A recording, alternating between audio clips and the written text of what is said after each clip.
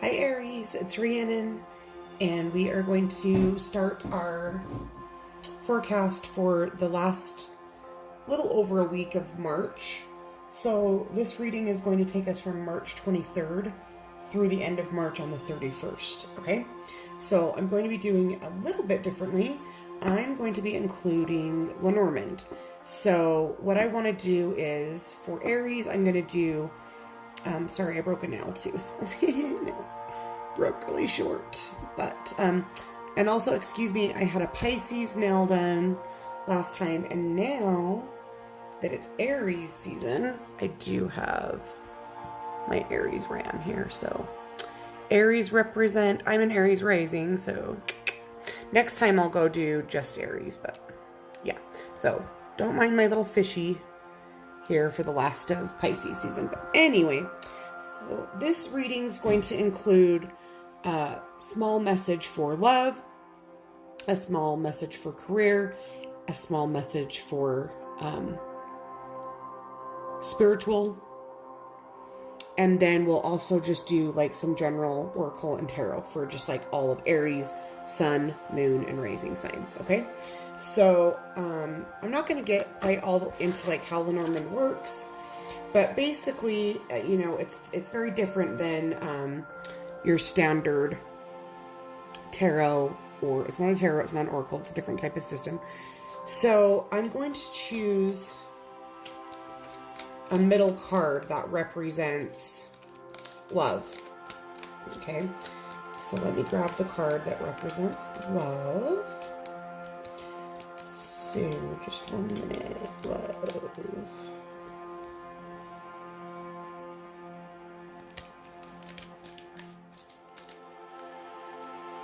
Okay, so we have the heart here, the locket in this deck. So what we're going to do is we're going to place that in the middle, okay? And then I'm going to shuffle with Aries in mind, and then we're going to put see what cards come out around the love energy for Aries to see like what the forecast is, okay? Then we'll do the same thing with the money and the same thing with spirituality, okay? So for Aries, sun, moon, and rising, love, what is coming up for this last like 8 days of March, okay? So we have the owls first up. So the owls represent communication. They represent pairs of people. So that can mean for, you know, any of you that are single, that are looking for your significant other, that can be a really good sign. You know, perhaps you'll be going out on a date. Let's see here, excitement, curious, conversations. So there's going to be some movement for you Aries signs in the area of love, okay? And we also have the cross. So this could mean maybe it would be a good thing to meet this person at a place that's like religious. So like a church event or meditation or yoga. You know, if you're religious, go to church. If you're spiritual, just go, where would a spiritual person be hanging out? Now, love readings aren't just for single people, although mostly single people watch them. But if you're already in a relationship, let's say that you have a partner and you want to create more communication with your partner, maybe take them to yoga, maybe start doing some meditation, maybe start opening those doors of communication about spirituality. Get on the same page with that partner and figure out how they feel about the universe and the afterlife, and just start kind of asking those questions, and that can really, you know, open up some fun conversations for you guys. Okay. Okay, so we also have the lady upside down. Now, a lot of people won't read reversed meanings in Lenormand.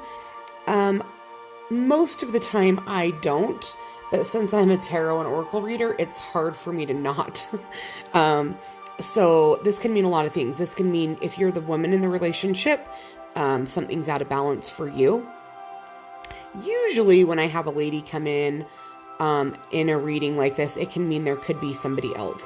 But I don't want to like set paranoia in everyone's mind, like every person watching this that is an Aries has a cheating partner, because that's not true, okay? If this was a one-on-one reading with a client, this would mean something very different than the fact that this is a collective reading. Okay. So for some of you, it could be that though. Okay. It could mean maybe you're worried that there's another woman, and you know what? You're probably right if that's something that is already in your intuition. But if you're just an Aries and you don't already have that suspicion, then this is not saying that for you.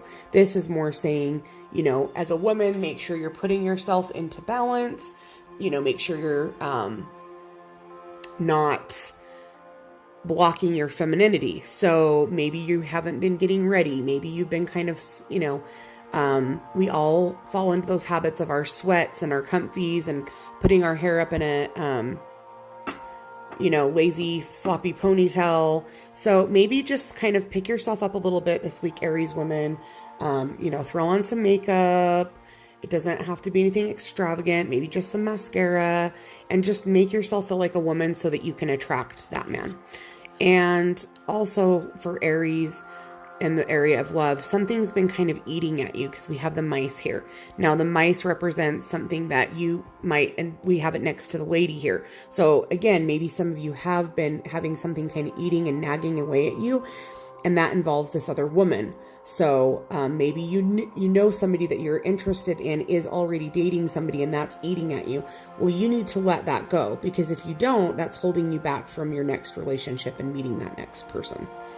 Okay, but for the majority of you Aries, I just want you to really step into your femininity, really own it, and be, you know, there's excitement here again, there's communication, but it's going to involve spirituality. Okay, so there's our love reading for our Aries. Now, just because we already have it here, let's skip to spirituality for Aries. And this card represents that, so we're going to start with that in the middle. So what do Aries, Sun, Moon, Rising need to know about their spiritual growth or spiritual work in this last week of March? Let's see here. We have the Sun. So the Sun's an amazing card. It's a luck card. It's you know, just connection. The Sun is the masculine and the Father in heaven energy. So perhaps spiritually you need to be connecting more with your Heavenly Father and the masculine and the divine masculine. Okay, so when we're in our moon energy, that's the feminine and our intuition, and the Sun is more of our action side, our masculine side. You know, taking action. I think it also means getting out into the sun. You know, we just hit spring equinox, so, you know, you're probably in a little bit of a funk, maybe a little bit of winter kind of depression and sadness. So get out in that sun, connect with your Father in heaven, and that can be a really good way for you to connect spiritually. To me, I'm not going to pull any more cards here, because I already am being, you know, told intuitively that that's really the only message we have there. Okay, and then what did I say was going to be so we had love, spirituality, work, career. Okay, so or money. We'll just say money, okay? So now I'm going to dig out the card here that represents money. And in the Lenormand, that is the fish card. So sorry, I'm trying to find the fish. There it is, the fish. Okay, so the fish represents money, prosperity, luck,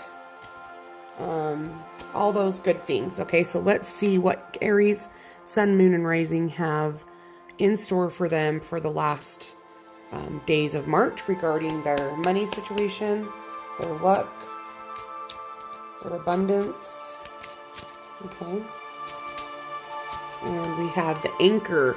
So maybe you guys have not been paying some bills and you're a little bit behind with your finances and you're feeling very weighed down by it and you're feeling very heavy.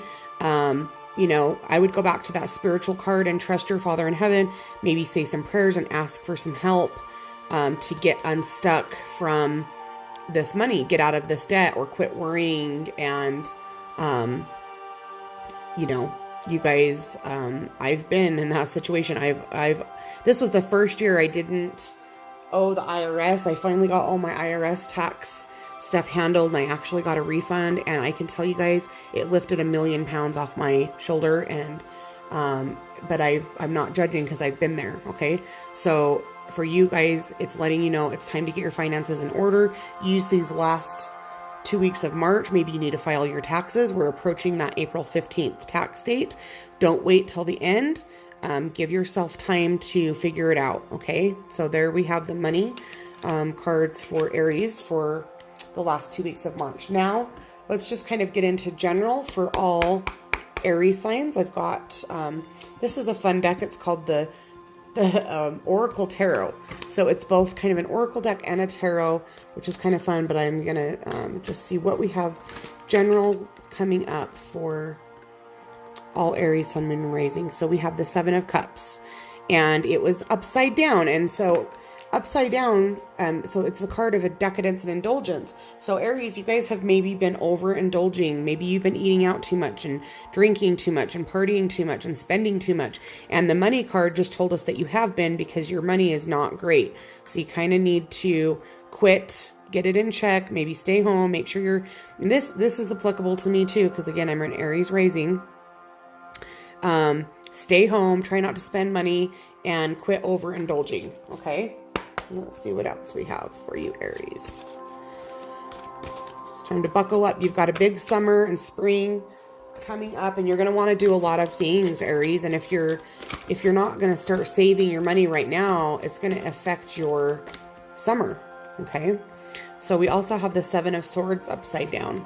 And again, we're also here in the last days of the Mercury retrograde. And as you guys know, we always get a lot of upside down cards in that time. So maybe we use these last energies of Mercury retrograde to refinance, to reevaluate your finances, okay? And reevaluate how you're overindulging. So we also had the upside down Seven of Swords, which is ego and internal politics. So you know, you're being too prideful and letting your ego get in the way, which of course we know is a very Aries thing to do. And, you know, this inner turmoil in your head of what you should be doing. And of course it's making me think about money, because we know that's an issue, but it could be really in any area of your life.